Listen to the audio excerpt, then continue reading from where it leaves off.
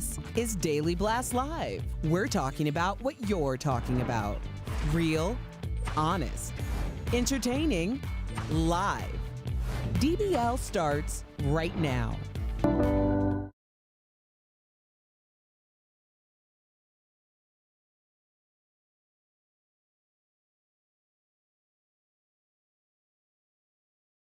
Welcome to Daily Blast Live. It is Friday. Thank you. Let's bring the energy up from that. I'm Tori here with Erica. We're just listening to Justin Bieber's somber new song, Lonely. And of course, the Bieber of Bieber fans, I guess they call them Beliebers, is Jeffrey Schroeder. Jeff joins us from home. Let's get to it. It looks like really is lonely at the top for it really is at the top for Justin Bieber. In his new video, actor Jacob Tremblay plays a young Justin struggling with fame and the isolation that comes with being in the spotlight. Let's take a listen. And maybe that's the price.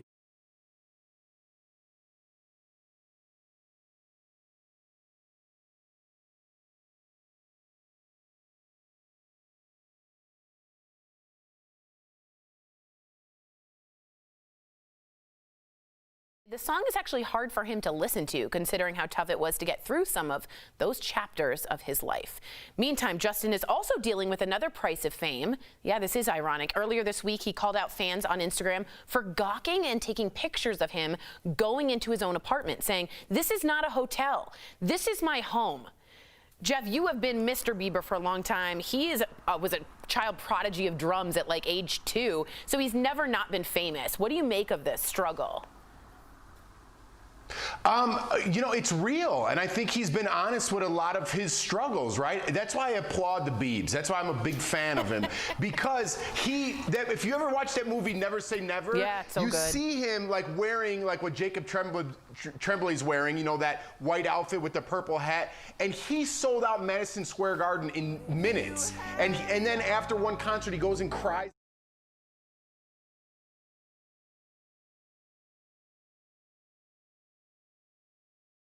Along the way, which reflects in some of his actions. And a lot of people now are like, well, that Justin Bieber kid, he's a little jerk. You try being the most famous person in the world, not just America, at 10 years old, and see how you come out the other end. I'm proud of Justin Bieber for being honest. I'm glad he puts it into music and into song. I bet it's a therapy for him. And, I just applaud the guy. He's still a young kid, and he's handling it very well. Yes, I completely agree with you, and I actually like the song. It reminds me a little of Britney Spears' Lucky. Do you guys remember that song where she was like, she's so lucky, she's a star, but she cries in her lonely heart? Right. It's the same kind of thing. What do you think, Erica?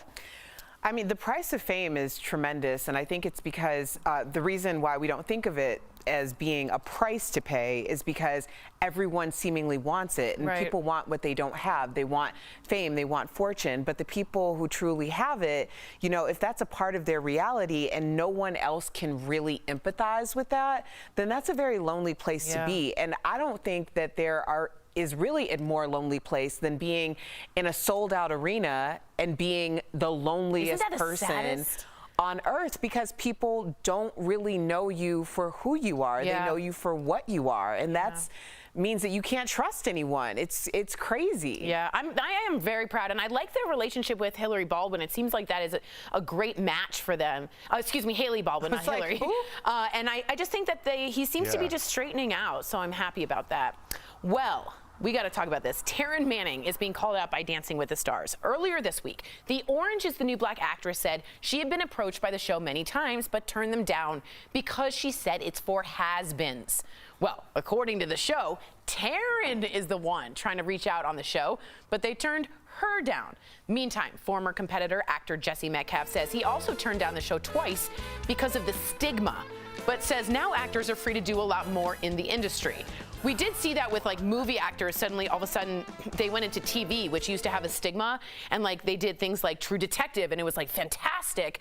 Do you think Dancing with the Stars, Jeff, is a reality show for has-beens, or does it relaunch your career? Both. Absolutely both are correct, right? You have to use it as a stepping stone, whether it's stepping out of that hole or stepping to the next step. For me, it would be great for me to go on. It'd be great for our show, DBL, if anyone on our show went on Dancing with the Stars, because it'd get more eyes on our show and more eyes on yourself. If we were a big star back in the 80s or 90s and we're not getting jobs in the 2000s, then you got to go back on to get your face back out there, right? So it works both ways on how you want to launch your career and where you want it to go. What do you think, Erica? Do you think, first off, which Daily Blast Live host should go on Dancing with It? Who would be the best dancer? And also, what do you think about like the Carol Baskin aspect of it, the Sean Spicer aspect of like the really dirty kind of people we love to hate being on there? The dirty people we love to hate. I think it would be hilarious to see Al Jackson on Dancing with the Stars. And in terms of just the idea of this is just the evolution of media. I mean, think about it. Would you, if you with your grandparents, have ever thought that like newspapers wouldn't be like the primary resource? Would you ever have thought that, you know, magazines would be going digital, or television or big screen actors go to the small screen, or to digital, or social media? Like, people are making more money on social media, having a tremendous amount of followers, than most people on television. I mean, like, in terms of that tier. Like, people who are on social media are killing it. I'm telling you now, it's just the evolution of what is happening, and we can't stop it because that's just how the world works. Wow. Dancing with the Stars, the next step in our evolutionary journey. Makes me worried for our future. All right, fans of The West Wing were in for a treat last night, huh? It was just me. The original cast, including Rob Lowe, Martin Sheen, Allison Janney, Bradley Whitford, all reunited on HBO Max to perform an episode from the show on stage. Everybody, take a look. You're not a regular guy. You're not plain spoken. Do not act like it.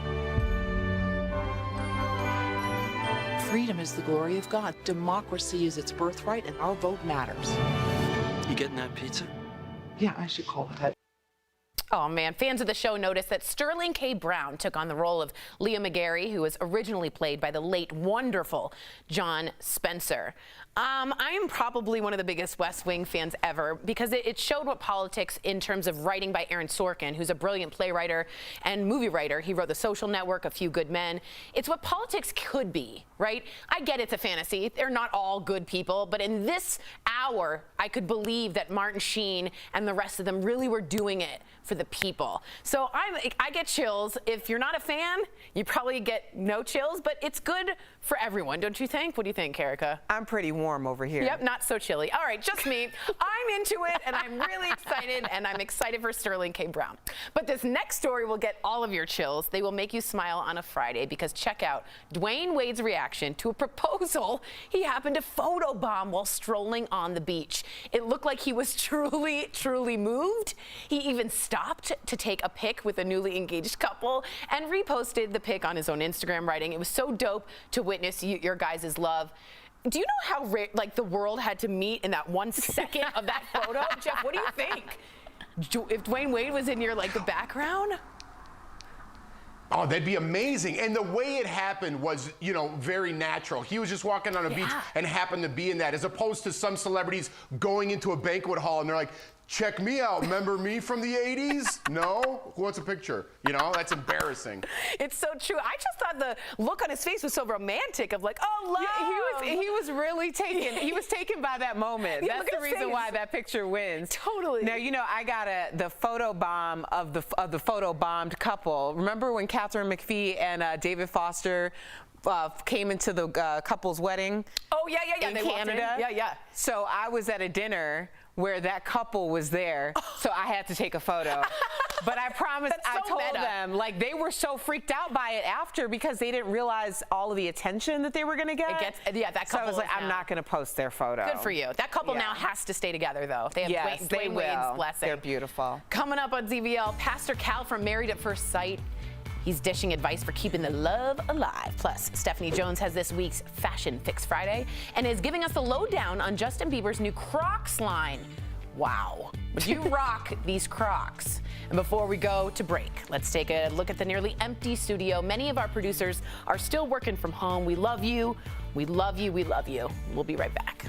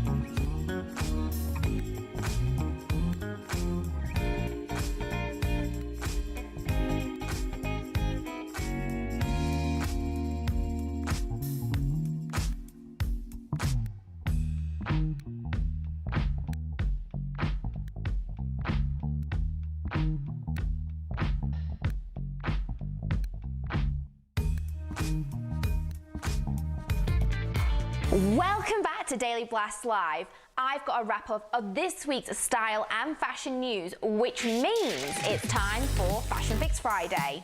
Now, whether you love them or hate them, these colourful rubber clogs, Crocs, showed up years ago, and no one really thought they'd have the splash that they've made, and personally to me, it still doesn't make any sense. But they sure make sense to the celebrities who come up with their own Croc-tastic collaborations. The newest being Justin Bieber, who just came out with these sunny yellow Crocs that can be customized with 8 different Jibbitz charms. But he's not the only celeb to put his stamp on these cheeky rubber slippers. Bad Bunny came out with his own pair of glow-in-the-dark Crocs recently. And then there's Post Malone, who's such a Crocaholic, he's collabed on 4 different styles. But no one will ever forget the finger-licking footwear Crocs created with KFC. At least Justin Bieber was able to actually eat his version of the shoe. Now that's a Croc I can sink my teeth into. What colour seems to be on all the celebs' brains right now? Literally. Why, it's a lovely shade of pink. Men and women alike, like Joe Jonas, who's sporting a bubblegum pink buzz cut, and Material Girl Madonna, who amped up her vintage style with a soft rosy hue on top. Ariel Winter let down her long locks, looking like a Disney princess just after dark. Wowzers! And January Jones, she dipped her do in pink and threw on a matching pair of hoops for good measure. And even Aaron Carter amped up his braids with some baby pink highlights and sports a baby pink sweatshirt to match. Move over, Molly Ringwald, because celebs are rocking the pretty in pink look this fall. But with all the surprises that 2020's had for us so far, what's not surprising is that yoga pants are trending. I mean, seriously, who even wears real pants anymore? Hollywood seems to agree because these Aloe Yoga Moto leggings have been spotted on the stems of Mrs. Bieber, Taylor Swift, Gigi Hadid, and Cindy Crawford. And these edgy Moto-inspired stretchy pants can go from hot yoga to hot date in an instant. And what could you pair with them for the utmost casual comfort? Designer Sherpa. Yeah, and that's what's coming in hot, or should I say rather, cozy and warm this fall. As if a private plane could get any more comfortable, Bella Hadid wore this I Am Gia pixie coat to lounge on her way to the mountains, and then Selena Gomez looked radiant in red between the dog and that jacket. And be honest, I'm not sure what's cuter. Let's be honest, chic and comfortable never go out of style. That's it for this week's Fashion Fix Friday. I'll be back next week with more fashion and beauty news, and Daily Blast Live will be back after this. Hi.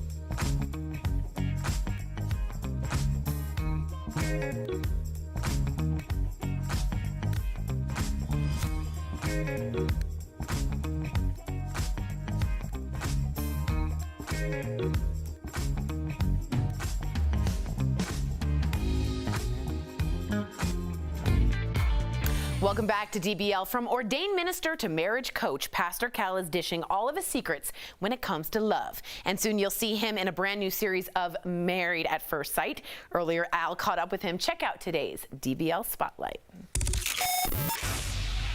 In 2 weeks, I'm gonna be getting married, guys. What? I'm going to be getting married to a stranger in 2 weeks. Have you lost your mind? We are joined right now by speaker, author, yes, I'm gonna keep going, marriage coach, and so much more. Pastor Cal is here on DBL. Thank you for coming. How you feeling, man? Man, I feel great, Al. It's a pleasure to be here with you, man. I appreciate it. Now, you are one of the expert matchmakers on Lifetime's reality TV show, Married at First Sight. I'm a fan. I'm in full disclosure. Where awesome. Two strangers meet and get married the same day they meet. What's this new season? This is turning out to be one of the most unprecedented seasons we've ever had. I mean, with all the different challenges that are affecting us, not only just marrying a stranger, but also, you know, we have pandemic, we have social unrest. I mean, 2020 has been a beast, and the couples have felt it. I could be making a really big mistake. Now, the show is filming in my favorite city in the country, without a doubt, New Orleans. And it started filming in March when coronavirus cases were spiking. And all these new couples were now basically, you know, forced to quarantine together, and they're strangers. Like, what is that like? Talk me through that. You know, it's so intense because normally, you know, people coming into this experiment, they're expecting an 8-week experiment. And then at least if things are not going well, a lot of them feel like, wow, well, you know what, at least after 8 weeks, I can get a breath of fresh air. You know, it's not working. But in this situation, it's going to bring out the best or the worst in you. On the show, you coach couples using special matchmaking methods and arrange their marriage. How do you do it, and how often do couples actually stay together? It's obvious that you guys are attracted to each other. My wife and I, we've been doing this for almost 12 years together. I've been doing it for over 20 years. So, you know, matching couples has been pretty much most of my career. People think often that we just sort of randomly pick two good-looking people or similar people off the street, but it's so much more than that. I mean, we go through psychological evaluation, we do background tests. You know, they have to sit in front of a psychologist. I mean, we ask for pictures of their exes. I mean, it's very, very intense. And by the time we get to them, I mean, we know more about them than they would know about their date if they dated for like 6 to 8 months. Makes sense. Now I'm gonna present a scenario to you. Some newlyweds have just gotten married. They're coming out of the church. Everybody's throwing rice. They're getting ready to duck into the limo to go away forever. You're standing right there. You can give them one piece of advice before they drive away forever. What would you tell that couple? Everything you think you know about marriage, forget it. You know nothing. Okay? Learn, be adaptable. Remember your commitment, and just allow it to evolve. Allow it to evolve. You know, don't come with any preconceived ideas. You know, let it grow from what it is. It makes perfect sense. I mean, how much easier are things when you realize and you say to yourself, I don't know what I'm doing, so let's figure this out. It's just easier to do that than work backwards from 10 mistakes that you made. So completely agree with that. You got it. What's next for you? I know you're working on a few exciting projects. So do you have any you want to tell us about? Yeah, well, you know what? I'm actually on the set of an upcoming project, more focusing on the dating side of relationships. And also I have a book coming out next year, so keep your eyes open for that also. Marriage Ain't for Punks. I love it. All right, Pastor Cal, thank you so much for coming on DBL. You can watch brand new episodes of Married at First Sight on Lifetime. We'll be right back. Promotional consideration is brought to you by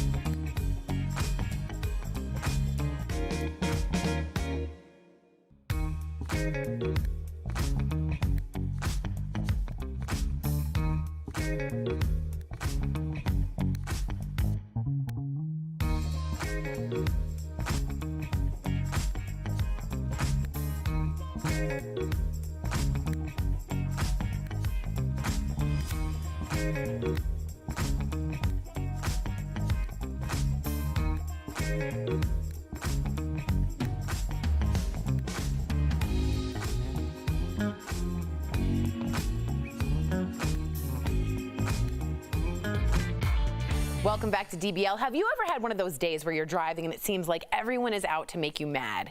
Yes. Well, you'll probably recognize some of these top pet peeves drivers deal with on the road. Let's take a look about it in today's DBL Drive, sponsored by who, y'all? Car Shield. That's right. Well, drivers say their biggest pet peeve is people who drive while distracted, like people who are texting. Next, not using your blinker.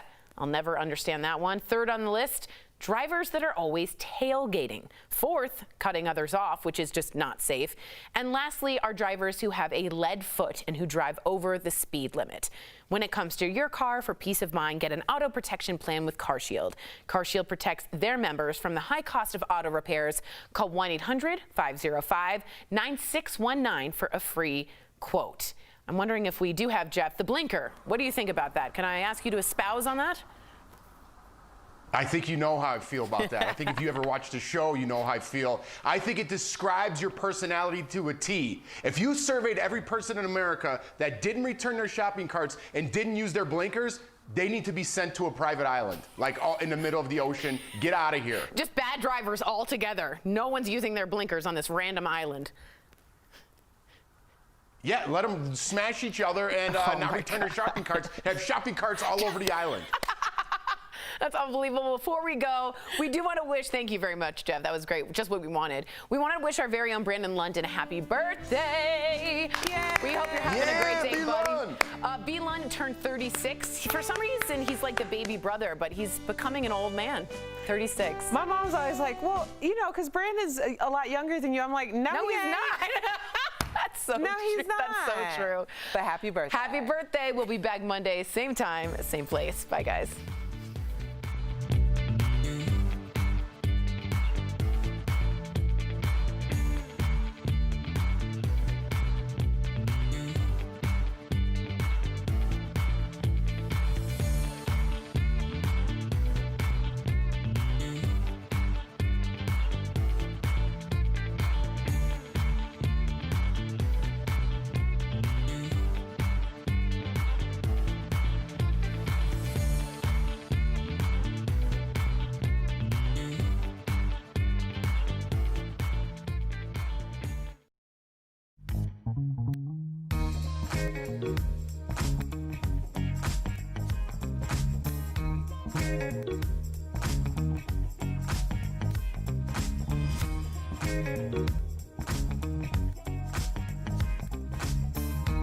Thank you.